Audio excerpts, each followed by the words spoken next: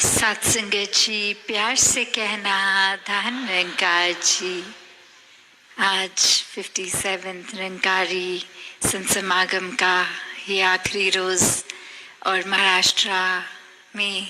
जहाँ पिछले 3 दिनों से सभी वो आनंद उठा रहे हैं,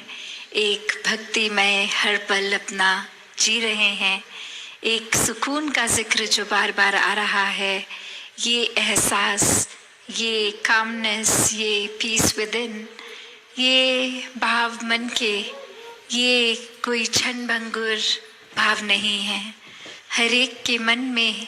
ये हमेशा के लिए सुकून बस गया है, क्योंकि हर कोई यहाँ इस निराकार से जुड़ा हुआ है। ये निराकार हर समय क्या साथ इसने जिसने भी कायम किया, वो एक भक्त की अवस्था, एक भक्त का जीवन जी रहा है। भक्ति रोम रोम में बस गई है।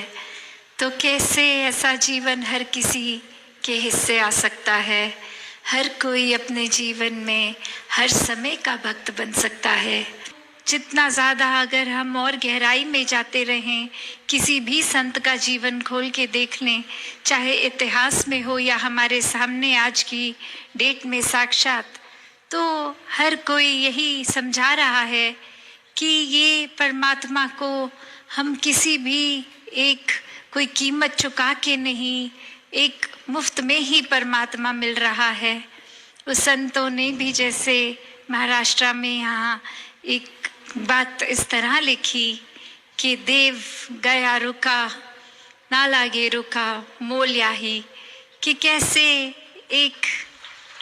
देव गया फूका की बात की ये मुफ्त में ये परमात्मा मिला है, और ये परमात्मा को हासिल करने के लिए एक तरफ तो अगर ऐसा भी कहा गया है कि कोई मोल नहीं लगा, और दूसरी तरफ हम अगर देखें तो ये भी कहा जाता है कि इस परमात्मा को तो हम अगर अपना शीश कटवा कर भी पालें तो भी ये सौदा एक सस्ता सौदा रहेगा। तो कैसे ये कीमती निराकार है, ये परमात्मा है, जहाँ एक तरफ ये सौदा मुफ्त कहा जा रहा है, उस तरफ दूसरी तरफ ये इतना कीमती। तो वो बात सुनने में दो अलग अलग बातें हैं, पर अगर गहराई में उतरे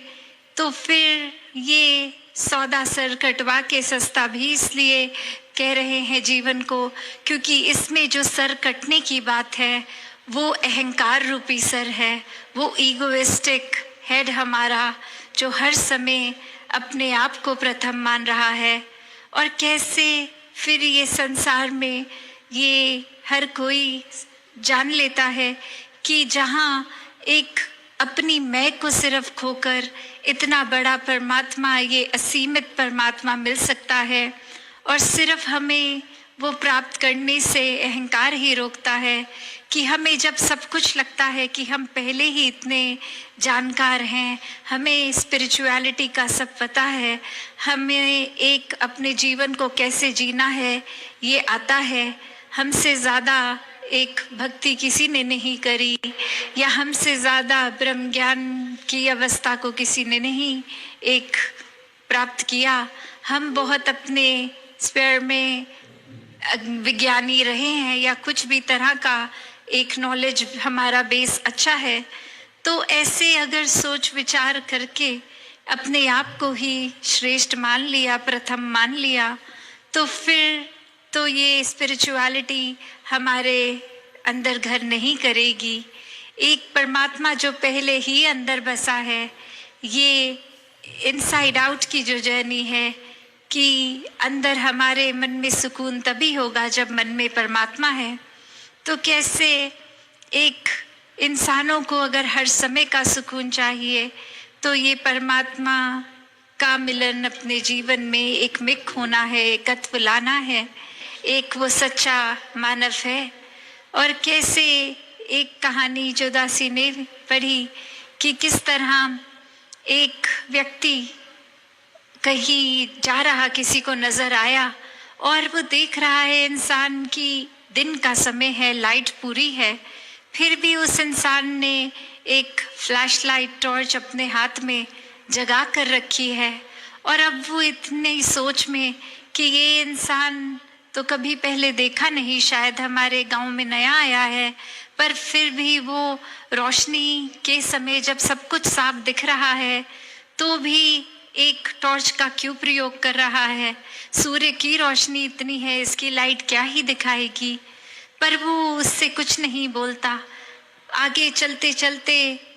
वो इंसान जब उस जगह रहता है तो रोज वो उसी तरह निकल पड़ता है दिन की रोशनी में, अपनी टॉर्च लिए टॉर्च जगाए। और अब पूरा गांव ही परेशान कि ये क्या बात है, दिन में टॉर्च लेकर ये क्यों घूमता रहता है।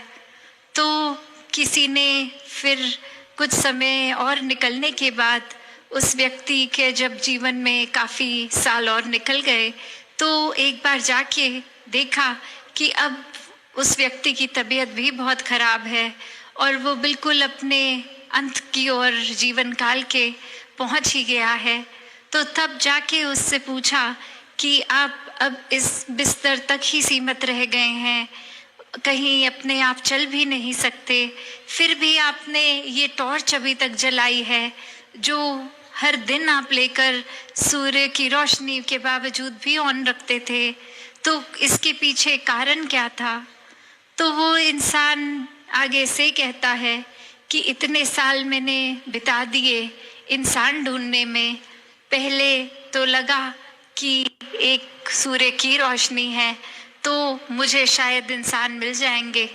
एक लगा कि ऐसा समय बीत रहा है मुझे कोई अनपढ़ मिले, कोई पढ़े लिखे मिले, कोई अलग किसी प्रांत के ऊपर आधारित मिले, कोई अपना एक अस्तित्व किसी एक तरह से अपनी महत्वता बताते हुए लोग मिले। बहुत ढूंढा पर कोई इंसान नहीं मिला कि कैसे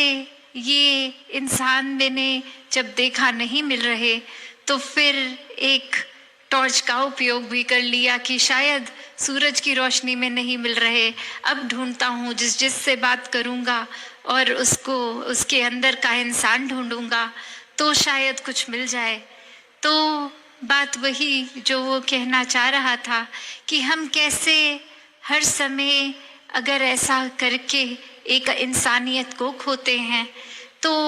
वो बात समझाते समझाते आगे वो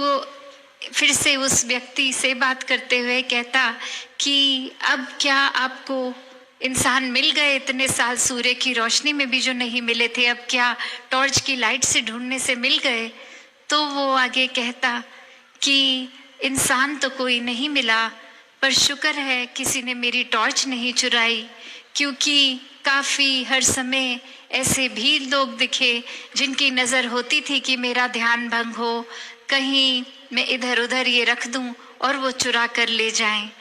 तो इंसान की अवस्था इस कहानी के माध्यम से ये दृष्टि, इस दृष्टिकोण से कि कैसे एक इंसान का स्वभाव क्या बनता जा रहा है, जो इतना दैवीय इंसान, परमात्मा की अंश इंसान, एक बहुत ही इनोसेंस रखने वाली आत्मा इस शरीर के अंदर, और कैसे वो शरीर फिर दुनियावी माया में रहकर एक इतना अपने आइडिया से करप्टेड होके, एक अपनी सोच को इतनी दूषित करके ये आत्मा भी अब इतनी कंफ्यूज कि जिस शरीर में है जो एक दुनियावी माया दिख रही है, ये अस्तित्व कहीं इसी में ही खो गया, अपनी असली पहचान खो गई। तो कैसे अपनी असली पहचान को वापस एक असली रूप अपना देखा जाए। तो बात वही कि संतों का संग करके ही, एक ब्रह्म ज्ञान प्राप्त करके ही ये अपना असली रूप इस आत्मा को नजर आता है। आप सभी महापुरुष जो अब समागम के ये कंक्लूजन रूप भी आज का दिन, तो कैसे सेवाओं में कितने समर्पित रहे, और वो भाव चाहे वो महापुरुष जो उपस्थित हो पाए या नहीं हो पाए, तो भाव हरेक का, ध्यान हरेक का इस समागम की ओर ही, इस निराकार की ओर ही लगा रहा। और ऐसा ही अवस्था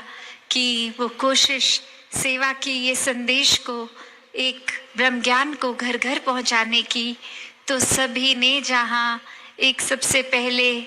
एक वो प्रयत्न करना है कि खुद को इतना संवार लें कि किसी को कुछ प्रीच करने की ज़रूरत ही ना पड़े। हमारे कर्म ही हमारा एक प्रचार का साक्षात रूप बने कि हर कोई एक अपने आप में पूर्ण मुकम्मल इंसान बनकर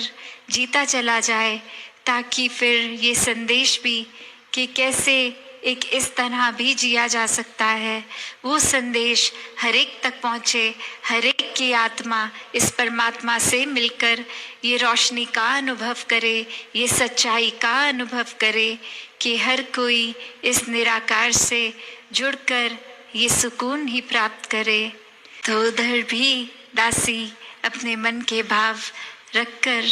एक वही अरदास हर एक के लिए कि दातार हर एक पे कृपा करे कि हर कोई एक अपने असली मूल इस निराकार से जुड़े, सेवा सिमरन सत्संग करते हुए अपना भी कल्याण करें और पूरी मानवता का भी कल्याण करें। इस शरीर को स्वस्थ रख के, इस जिंदगी को, एक एक पल को एक बहुत ही कीमती तरीके से जीकर, एक एक पल का मोल डाल के जहाँ जिए, वहाँ इस आत्मा का भी कल्याण इस तरह करें कि हर पल में बस निराकार ही निराकार हो और कुछ प्राथमिकता लगे ही ना।